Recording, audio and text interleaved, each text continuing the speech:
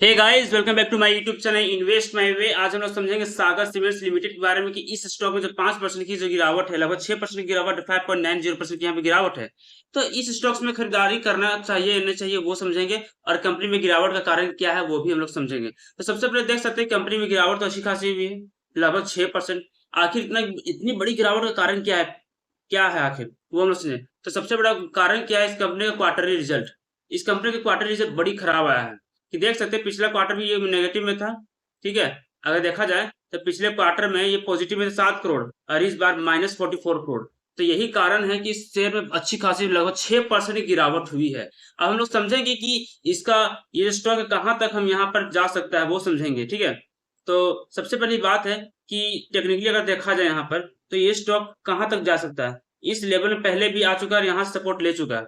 ठीक है, इस लेवल पे, और इस लेवल को अगर तोड़ता है ये कंपनी का शेयर, ठीक है, तो फिर ये इस लेवल में आने की कोशिश करा 216, और इस क्वार्टरली रिजल्ट के बाद इसलिए चांसेस है कि ये स्टॉक इस लेवल को तोड़ेगा और 216 रुपये आएगा। इसलिए हमें वेट करना है कि ये जो शेयर 216 आए। ठीक है, और उसको भी अगर तोड़ता है तब फिर उसके बाद फिर ये स्टॉक कहाँ पर आएगा? ये जो स्टॉक आएगा फिर आपको 200 रुपये तक। इसलिए आप वेट करें कि इसके सारे लेवल्स टूटेंगे, कि इसके क्वार्टर रिजल्ट कुछ खास है नहीं। अगर हम लोग समझते हैं कि इस कंपनी को फंडामेंटली कैसा हमें बाय करना चाहिए नहीं करना चाहिए। सबसे पहले देख सकते हैं कंपनी का P/E स्कोर 3 का है, पता चलता है बड़ी खराब है। और सबसे खराब बात क्या है इस स्कोर का, इस शेयर का प्लेज 27% प्लेज है, जो बहुत खराब है। ठीक है, ये दो चीज कंपनी को बहुत खराब बताती है। ठीक है, और कंपनी का ROE माइनस में है और ROC नेगेटिव में है, ये भी बहुत खराब है। पिछले 3 साल का प्रॉफिट डेटा नहीं दिया हुआ है, तो ओवरऑल ठीक ठाक है नहीं। यहाँ पे 2,969 करोड़ की कंपनी है, लेकिन 79 करोड़ की ये कंपनी है, लेकिन कंपनी का ना P/E स्कोर अच्छा है, ROE अच्छा नहीं है, ROC अच्छा नहीं है।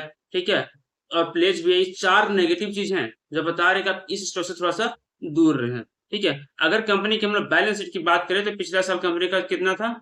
पिछला मार्च तक कंपनी के पास रिजर्व कितना? 1697 करोड़ का, इस बार 1656 करोड़। कंपनी का रिजर्व घटे हैं, ये पांचवा नेगेटिव पॉइंट। छठा क्या है? कंपनी का कर्ज बढ़ा है। कंपनी पिछला बार कर्ज 1448 करोड़, इस बार 1640 करोड़। तो ये छठा पॉइंट है नेगेटिव।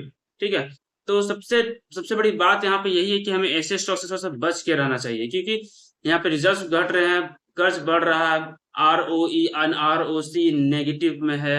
ठीक है, और देखा जाए, अगर देखते हैं कंपनी का सेल, तो सेल तो ठीक ठाक हुई है, कुछ खास नहीं, कुछ ठीक ठाक।